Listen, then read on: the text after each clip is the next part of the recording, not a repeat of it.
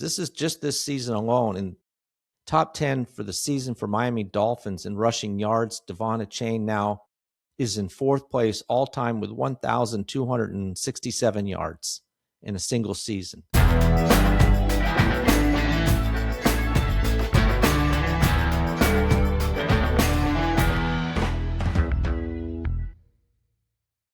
Welcome to Just the Stats, NFL Top 10s for Tuesday. I'm Ernie Jennings, your host. And today I'm going to try to cover 6 games. So we're going to get started pretty quick here. Cover 6 games. We'll finish up tomorrow with the rest of the games, and we'll look at the standings as well. Playoff standings. With last night's game and the Colts losing, it kind of firms up a lot of things, even though there are 2 games left. The AFC is pretty set, just about anyway, with the top 7 teams. Now it's a matter of order, kind of the same in the NFC, but we'll take a look at that tomorrow. So with that little brief introduction, let's get into our games, and we'll start with Cincinnati versus Miami. Now, Cincinnati, man, last week they did not score a point. Just crazy. They had a lot of yardage, but no points. Well, in this game, they made up for that. Cincinnati beats Miami 45-21. It was a blowout. And I don't know what's going to happen in Miami, to be honest with you. Miami's now 6-9. They had that little streak there where they won several games in a row to make it start to look interesting. You know, like they might make a push and try to make the playoffs, and then they've just fallen off since then. But Cincinnati pretty much had this game 17-14 at halftime, but 21 points in the third quarter, and it was over for Miami, 45-21. So now looking at the game, just a few of the stats here. See what's interesting. Pretty close all the way around. I mean, honestly, Cincinnati had 407 yards of offense. Miami had 389, pretty close in first downs, 23-19 in favor of Cincinnati. The big difference here is third down conversions. Miami was 6 of 12 for 50%. That's good. While Miami on third down was 2 out of 10 for 20%. They went for it on fourth down twice, made it once. So huge difference there. Fourth down for Cincinnati, they did it, tried it once, made it. So they were much more efficient on third downs, and that did make some difference. Now, looking at the quarterbacks, Joe Burrow, 25 out of 32 for 309 yards, almost 10 yards per attempt, 4 touchdowns, no interceptions, sacked twice, but he had a quarterback rating of 146.5. That's amazing. Really good game for him compared to what he did last week. Now for Miami, they had benched Tua Tagovailoa in favor of Quinn Ewers. He did all right. Just all right, barely all right. 20 completions on 30 attempts. That's not too bad. 260 yards for 8.7 yards per attempt, almost 9 yards. That's not too bad. But he did throw 2 interceptions, no touchdowns. Wasn't sacked, though, which was Tua's problem last week. Had sacks, just the timing, and why he didn't throw the ball away instead of getting sacked, I don't know. But anyway, Quinn Ewers ends up with a quarterback rating of 66.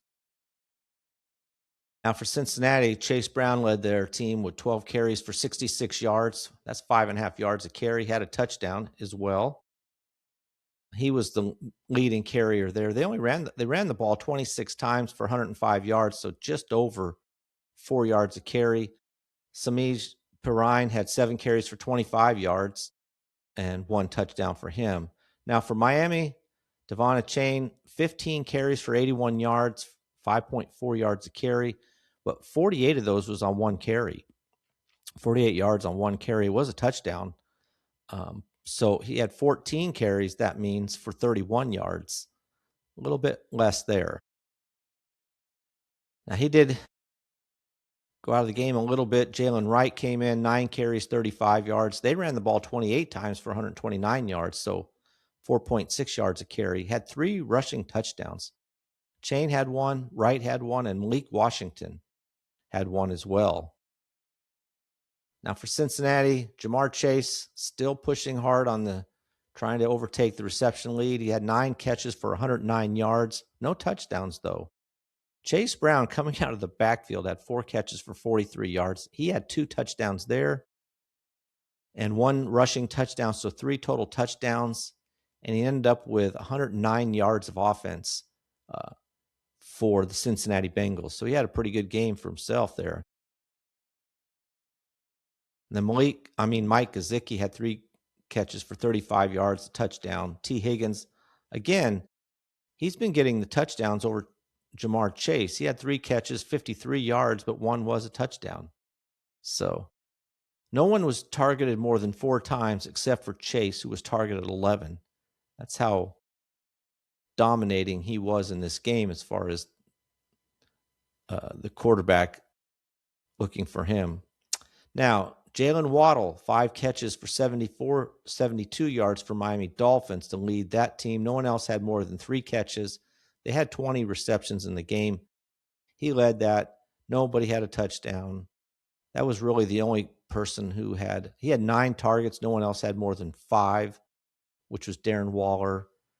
Really kind of quiet there. Even Devon Achane, who does catch some, well, not really. He doesn't catch a lot, but he had 3 catches for 9 yards, so only 3 yards a catch for him.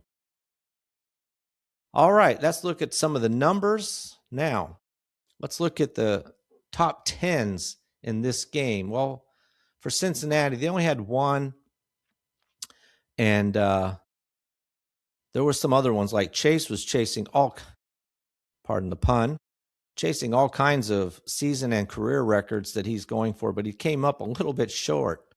He needed 11 receptions to move anywhere, but he got 9. So probably next week we're going to see his name a lot in the stats, in the top 10s. But in this game, Evan McPherson, their kicker, got 9 points in this game. He now has 554 points scored for the Cincinnati Bengals, which puts him into 5th place all-time, passing Horst Mohlman, who played from 1969 to 1974. So now for the Miami Dolphins, Devon Achane, he needed 72 yards. He got 81.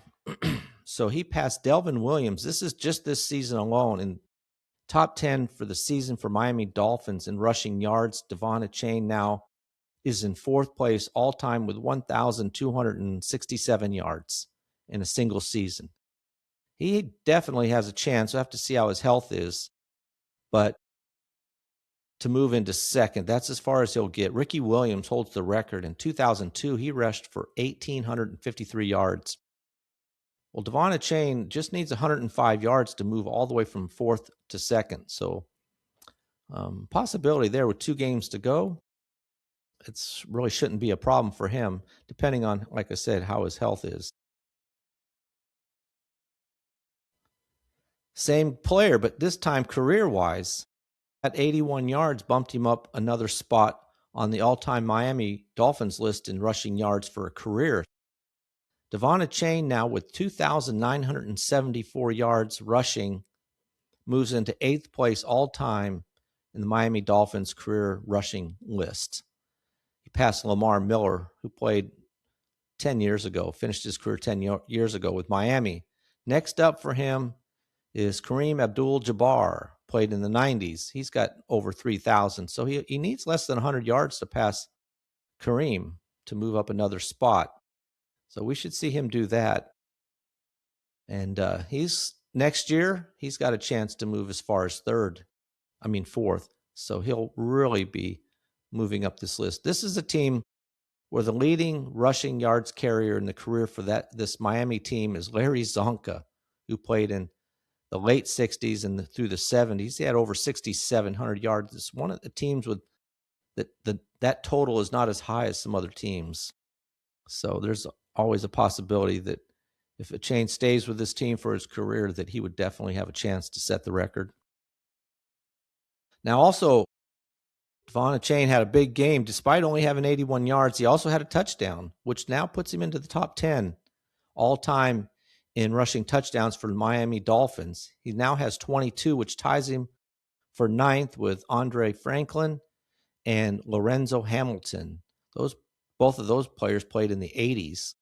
And so Devon Achane joins them with 22 rushing touchdowns for the Miami Dolphins.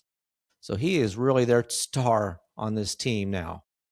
And don't know what's going to happen, with Tua. I think his career is over. You don't bench a player like that, but they owe him a lot of money, so I don't know what's going to happen. But Devon Achane is the guy. And Waddle's also a good receiver, but they've got a couple of players to build around. Now, last one for Devon. It was all Devon for Miami in the all touchdowns category. As I said, he had the one rushing touchdown, so he passed in this category of all touchdowns for Miami. He passed Kareem Abdul-Jabbar. He now has 35 total touchdowns to move into 8th place all time in that category. So he has been an active guy this year as far as moving into the top 10s for the Miami Dolphins in all kinds of categories. All right, let's move on to our next game. The next game is the New York Jets visiting the New Orleans Saints, and it was not a pleasant visit for them. New Orleans Saints won that game 29-6. It was the New Orleans Saints, I should say, have really kind of turned their season around a little bit. They're 5-10. They've been much more competitive, winning some games lately. They beat Carolina twice this year. And now, of course, the Jets isn't a major thing, and they handled the Jets easily. Didn't allow them more than a couple of field goals. They win 29-6. So it wasn't really close at all. In this game, they just dominated all the way around. The Saints had 412 yards of offense to 195 for the Jets. They had almost twice as many first downs, 23-12. Yeah, it was not pretty.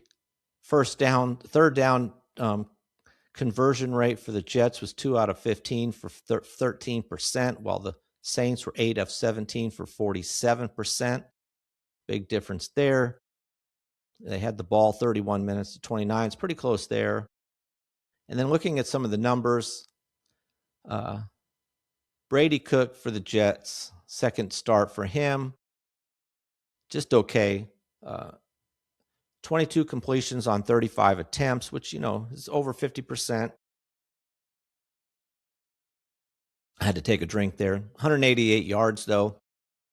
Only just under 5.5 yards per attempt. So not getting the ball down the field at all. No touchdowns, 1 interception. Sacked 8 times. That's not good. You can't be sacked 8 times and have any kind of effective offense. Quarterback rating of 64.9. Now, Tyler Schaff has been playing pretty well for the Saints. 32 completions on 49 attempts. That's a lot of passing going on there for a team that had this game under control the whole game, but their running back situation is pretty dire. Kamara out, then their last guy was out as well. They've had to have all kinds of different people in there rushing. But as far as Schaff goes, like I said, 32, 49 attempts, 308 yards, just over 6 yards an attempt. So it's still not very good there either for him.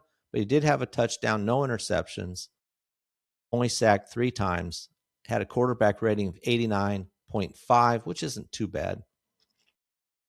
Now, Taysom Hill came in, threw 1 pass, completed it for 38 yards and a touchdown. Now, you can't do better than that. Had a quarterback rating on that one throw of 158.3. That's kind of silly in a way. He was active in this game for New Orleans. He had the 1 passing attempt. He had 12 carries for 42 yards, which is 3.5 yards a carry. Nothing major there. But they just didn't have any good runners. Audric Esteem, 5 carries, 19 yards. I mean, they ran the ball 25 times, but only 84 yards out of that for 3.36 yards per carry. They'll definitely be looking at their running back situation next year. I'm not sure. They might be happy with Tyler Schaff. He's been played fairly well.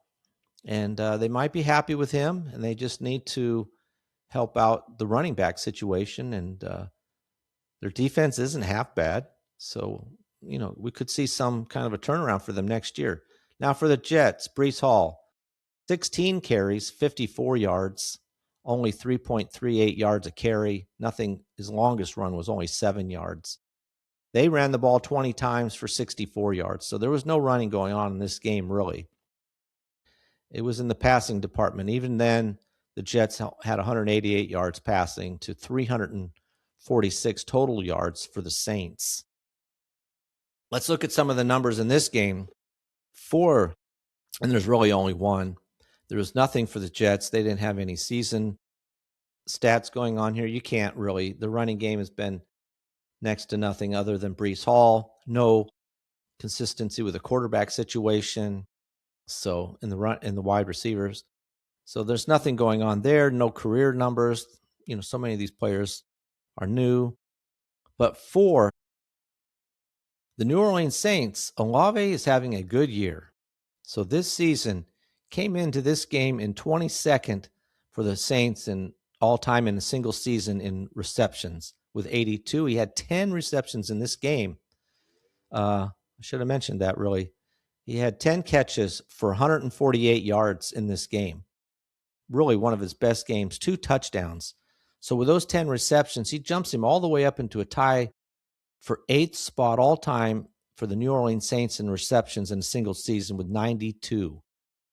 So he has a definite possibility of getting to 100 receptions this year, which would be, impressive. They've only had 3 times that a player for the Saints has made it to 100 receptions. Now, and that player happens to be Michael Thomas, who did it all 3 times, and in fact set the record in 2019 for most receptions in a single season with 149. So that's lofty, but Olave does have a chance to make it to 100 receptions in a season. With 92 already, with 2 games to go, he should be able to do that. All right, let's move on to our next game, and that is the Minnesota Vikings versus the New York Giants. Now, this game was another one, not a lot of stats being thrown out here as far as all-time stats, but for the season, top 10 type stats. But in this game, the Minnesota Vikings win it 16-13. This was played at MetLife Stadium in New Jersey, and the Jets put up a fight, but they just didn't have enough firepower. Their team has been decimated as far as wide receivers go with, and running back situation. Just 2 of their stars, which would have made a big difference. So the Giants now are 2-13. Minnesota's 7-8 for their. Wasn't not a spectacular game. 2 teams that weren't going anywhere. Minnesota had a total yardage of 240. The New York Giants had 141. So pretty slow paced game here overall. Nothing much to say about it, really. Let's look at the quarterbacks. McCarthy, 9 completions on 14 attempts for 108 yards, 7.7 yards an attempt, 1 interception, had a quarterback rating of 58.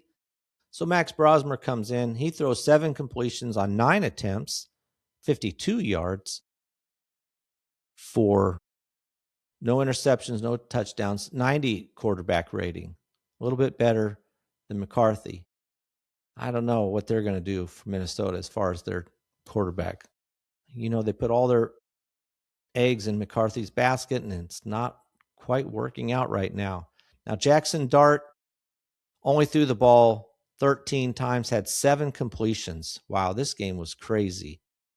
7 completions on 13 attempts for 33 yards. That's 2.5 yards an attempt. I think these are some of the lowest numbers I've seen. And there was no other. It's not like he got hurt and they brought in somebody else. He's it. Quarterback rating of 27.4. Man, that's terrible. Just horrible. No quarterback. This was an ugly game to watch. Man. Aaron Jones. Now, he didn't have a bad game. 21 carries, 85 yards, 4 yards a carry. No touchdowns, though. And then for New York Giants, Tracy had 16 carries for 71 yards, 4.4 yards a carry. And Devin Singletary had 11 carries for 47 yards. So that's another 4.2 yards a carry, almost 4.3. Jackson Dart only had carried the ball 2 times. With all his concussion issues, I think they're putting a lot of pressure on him to stop running around so much. And I don't know if that might have affected his game or not. Wasn't a good game at all for him. Now, finally, Justin Jefferson has a decent game. 6 catches for 85 yards, targeted 8 times. By far the most targeted player on the team. He's not had a good game in a while. So this was his best game lately. No touchdowns, but at least they were throwing the ball in his direction. I need to look it up, but I don't know who, between the 2 quarterbacks, who threw the ball in his direction more. McCarthy was the issue, not getting the ball to Jefferson, so I'm not sure. I'd like to look that up. No one else had more than 2 catches. Jefferson had 6. Addison and Aaron Jones had 2 apiece. That's it for Minnesota. So, like I said, there's not a lot to talk about. For the Giants, Wan'Dale Robinson, 3 catches for 19 yards to lead the team. Tyrone Tracy had 2 catches for 7. And that's terrible. These are some ugly numbers to look at, which is why when you're looking at the top 10s in this game, there aren't any.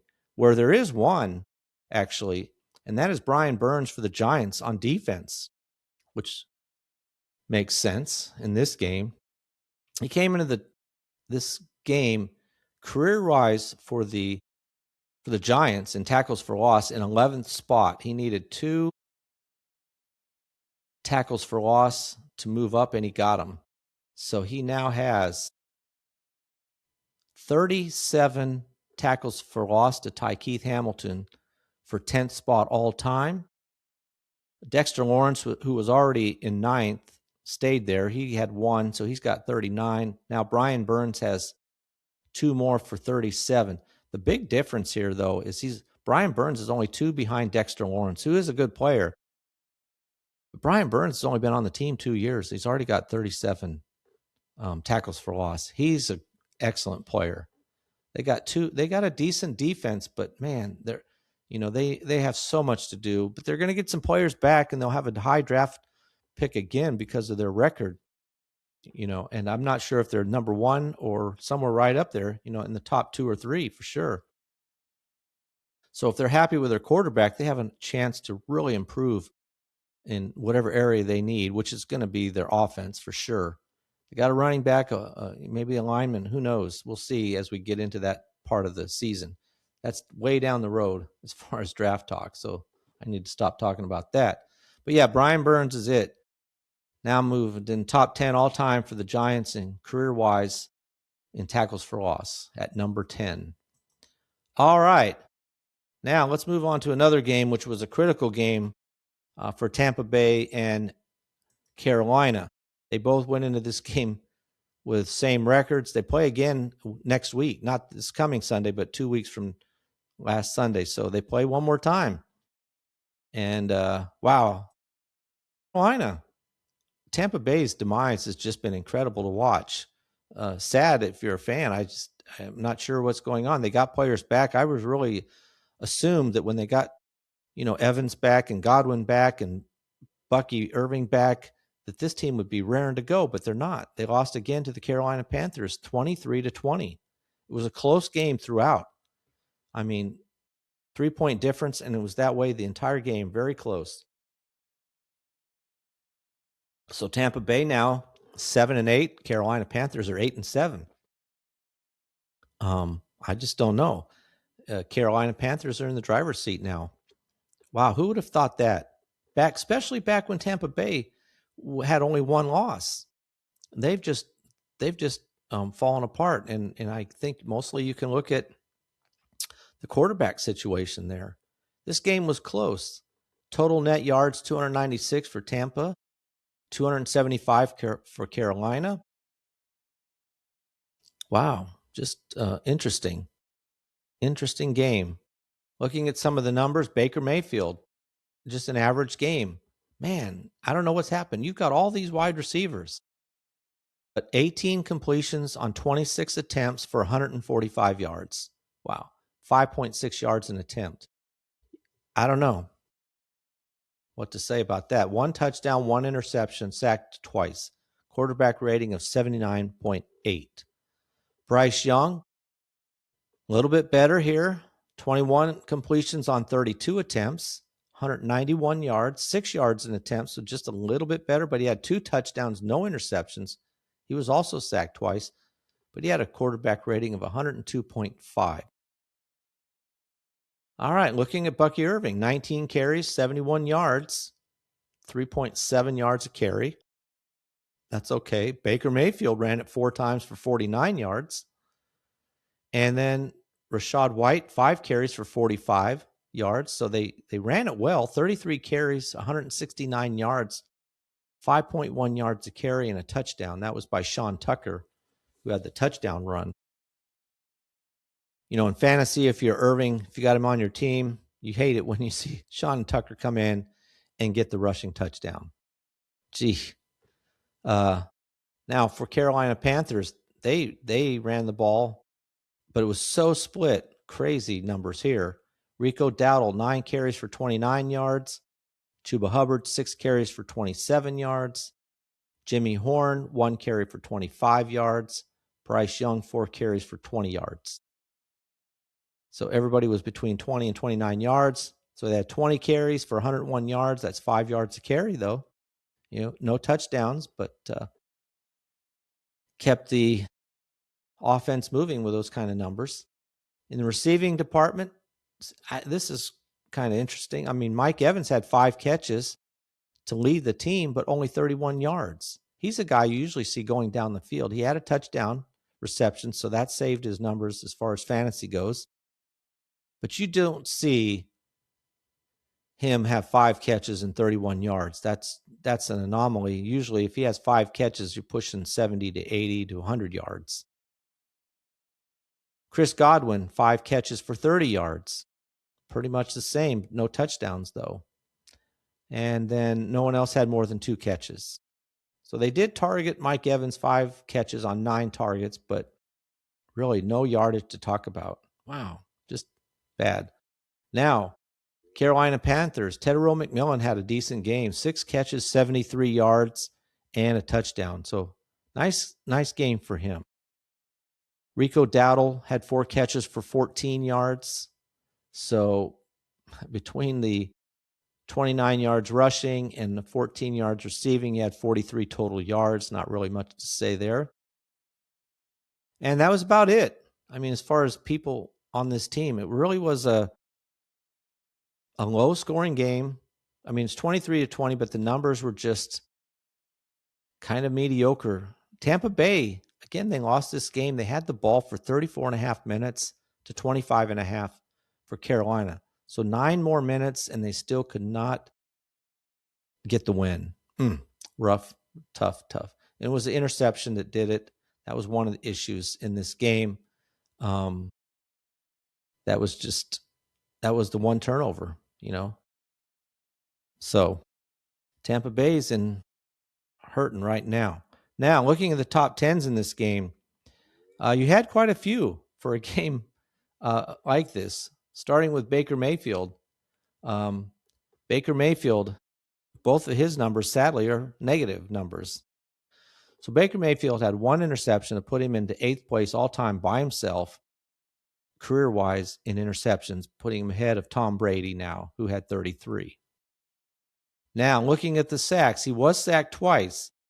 This moved him from 5th to 4th spot. He jumped over Josh Freeman. Baker Mayfield now has 111 times he's been sacked for the Tampa Bay Buccaneers, which puts him at 4th all-time career-wise in that category. Now, on the positive side, this is just a crowded field here. Levante David on defense had 1 tackle for loss. He now has 177, which pulled him out of a crowd with Von Miller and Aaron Donald at 176. So he moves into 4th spot all time in tackles for loss with 177. What a career he's had. He's been around since 2012. Tackles for loss.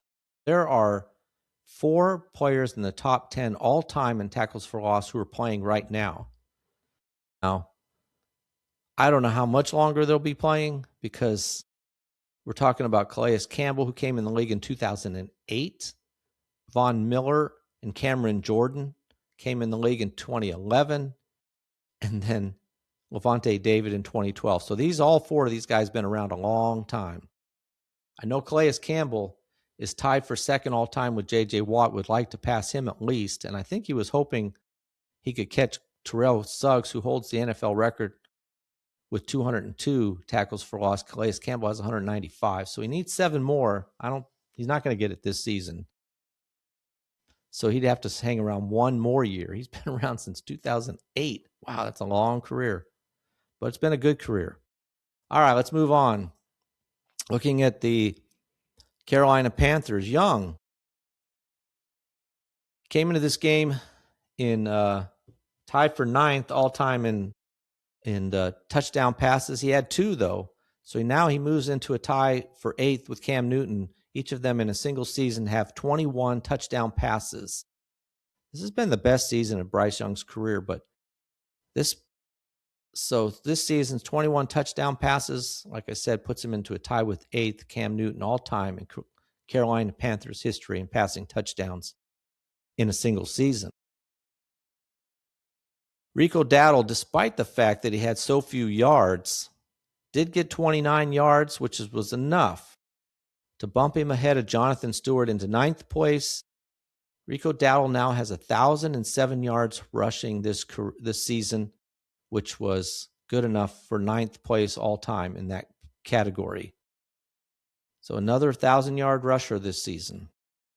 He had some huge games there in the middle of the season when Hubbard was out, but kind of has slowed down. Their whole defense or whole offensive running game has slowed down a little bit. All right, so good for him, though, 1,000 yards. Now, looking at Young again in passing touchdowns, he had 2 passing touchdowns to tie Kerry Collins now with 47 passing touchdowns, which is good enough for Bryce Young to be in 4th spot all-time in passing touchdowns for the Carolina Panthers in his career. All right, that's that game. Let's move on to our next game, which is Atlanta Falcons visiting the Arizona Cardinals. The Cardinals have had a bad season. Atlanta's season has kind of fallen apart as well. But Atlanta goes into State Farm Stadium in Arizona, wins the game 26-19. Arizona Cardinals fall to 3-12. Atlanta Falcons are 6-9. Again, it was a close game, but Atlanta Falcons just outscored them 10-3 in the second half. In this game, not a lot to talk about here either. It was just another game. 2 teams not in the playoffs. You get down this late, they have games like that. Atlanta Falcons had 342 yards of offense, 320 for Arizona. Atlanta Falcons had the ball for 35.5 minutes to 24.5 for Arizona. So 11 more minutes they had this ball, which is probably one of the main reasons they won the game. I mean, otherwise it's pretty close. Quarterbacks, Kirk Cousins, 21 completions on 35 attempts for 197 yards. That's only 5.6 yards an attempt, 2 touchdowns, 1 interception, only sacked once, had a quarterback rating of 82.7, so kind of average. Jacoby Brissett, now this was his worst game. He had been passing for 300 yards every game, and because they didn't have much of a running game going into this game. But Brissett, 16 completions on 31 attempts, which was by far his lowest numbers, 203 yards passing, 6.5 yards an attempt, 1 touchdown, 1 interception, quarterback rating of 69.7. Like I said, this really hurt some people who picked him up and was using him for their fantasy team because they were losing games, but he was racking up 300-yard games, and it just didn't happen this time.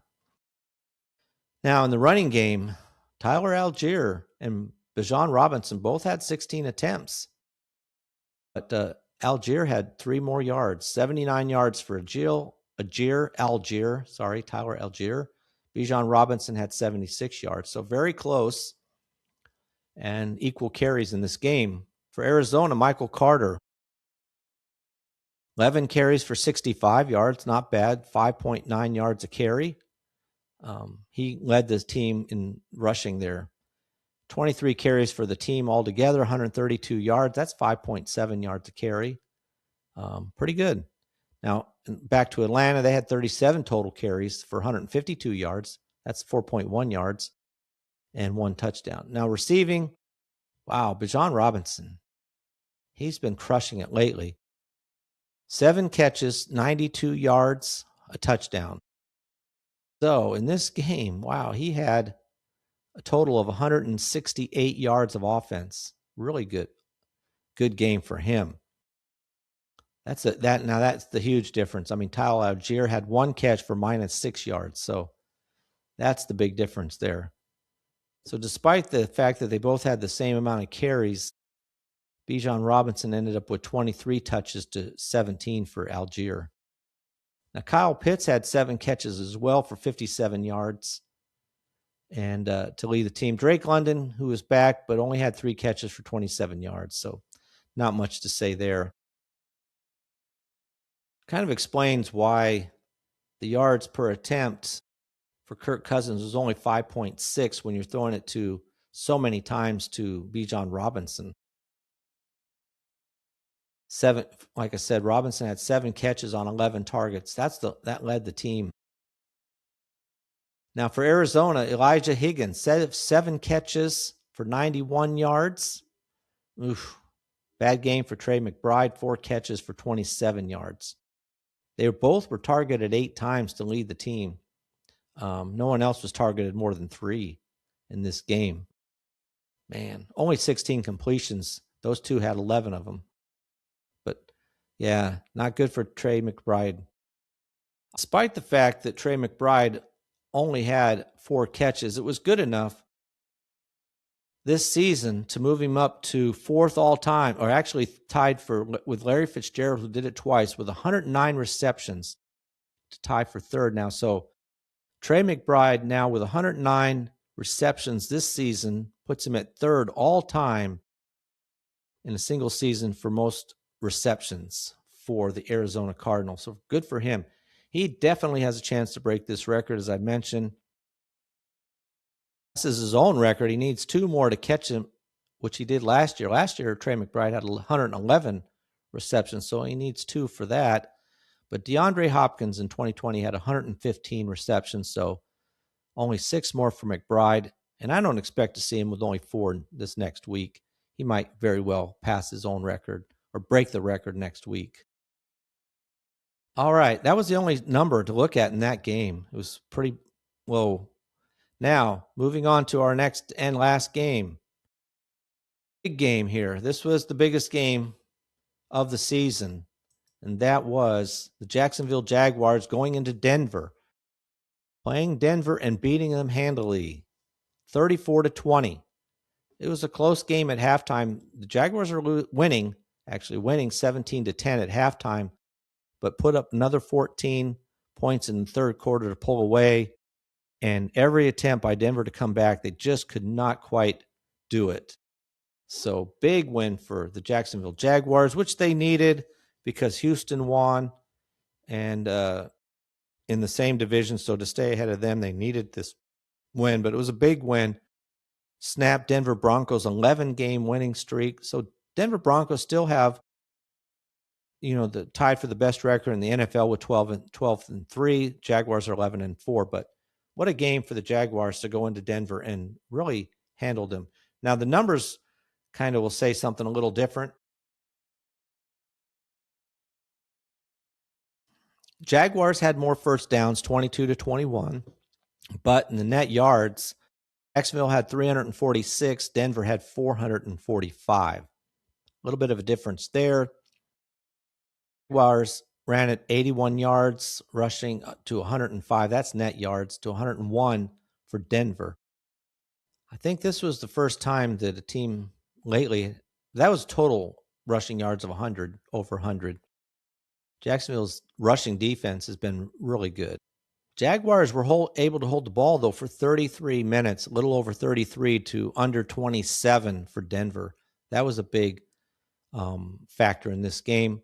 And another factor for two teams that were the most penalized. Jacksonville had the most penalties. Denver was second. Denver had the most penalty yards. Jacksonville was second. That's how bad they have been as far as penalties. But Jaguars only penalized twice for 20 yards. Denver 6 times for 61 yards, which is still under what they normally do. Now, a big difference in this game also was that third down conversions.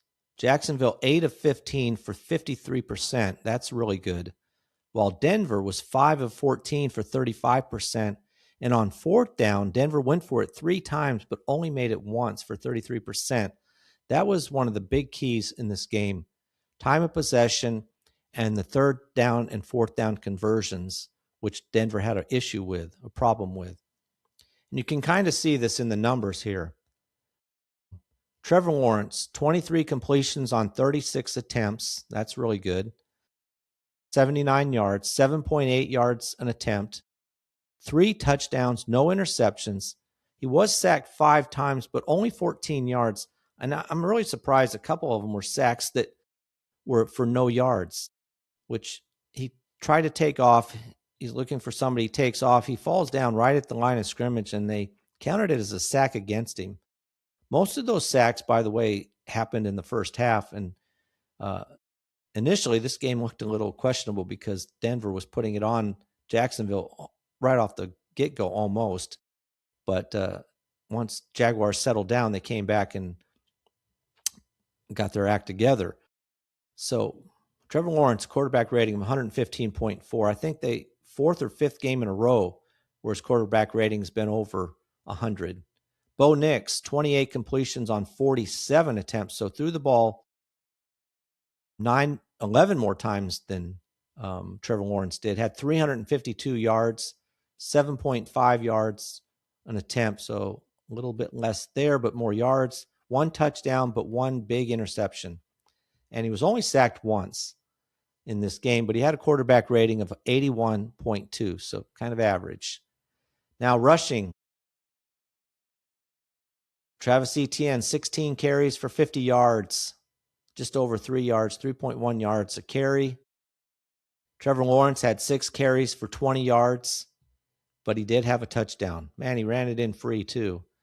They had a total of 27 carries, so they did run the ball, tried to run it, but only 81 yards, 3 yards a carry, and the 1 touchdown. Now, for Denver, and this was based on kind of the big run here. R.J. Harvey, 7 carries, 50 yards, but one of those was 38 yards. He got away at one time for 38 yards. Otherwise, he had 6 carries for 12 yards.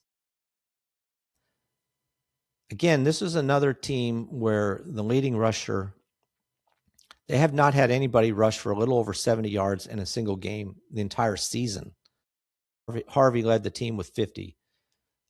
Jaleel McLaughlin, 5 carries for 37. Bo Nix, 4 carries for 11. They had 17 carries, 101 yards, almost 6 yards a carry, so that's pretty good. Now, in the receiving, listening to the coaches, they talked about the strategy they had. They knew would be on either Myers or Brian Thomas, and that was fine with them. They had Parker Washington came in, 6 catches, 145 yards. One was 63 yards. He ran all over. He's fast, but not the fastest guy, but he's very shifty. And he meandered around got away from 2 guys on the catch, ran down the sideline, and then kind of cut it in and got 63 yards. He did have 1 touchdown as well, targeted 10 times, more than anybody else. Brenton Strange, 5 catches for 39 yards and a touchdown. Jacoby Myers, 4 catches, 45 yards. He was targeted 8 times, and they knew that they might put the squeeze on him, and Brian Thomas, only 2 catches for 18 yards. Travis Etienne had 4 catches, 16 yards, and he also had another receiving touchdown. He's had 2 last week, I think it was. Another one this week. So really impressive there. So he ended up with 66 yards of offense and a touchdown. Huge game there for the team. Now for Denver, Cortland Sutton, 6 catches, 86 yards. That led the team. 6 catches on 12 attempts. And Sutton also had a touchdown. Pat Bryant, he got dinged hard, and hopefully he's okay. They had to take him out of the game. 5 catches, 42 yards. Initially, they threw a flag, but they pulled it up after review. You could see that the defender hit him right in the chest area, right between the belt and the helmet. It was a super hard hit, though. So hopefully, like I said, Pat Bryant's okay. Troy Franklin, 4 catches, 66 yards. R.J. Harvey, 4 catches, 71 yards. He had a big game, so 71 yards there, plus another 50. He had 127 yards for Denver. So he kind of led the team as far as stats like that go. But in the end, it was Jaguars pulling it out. Now, in this game, as far as top 10s go, Trevor Lawrence, this is his best season. He's almost, he did pass some of his records. So in touchdowns, came into the game in 2022 was his best season previously. He had 25 passing touchdowns. Well, he had 3 more this game. He now has 26 to put him in the second all-time in passing touchdowns in a single season for the Jacksonville Jaguars. Doubt he'd catch Blake Bortles, who holds the record with 35.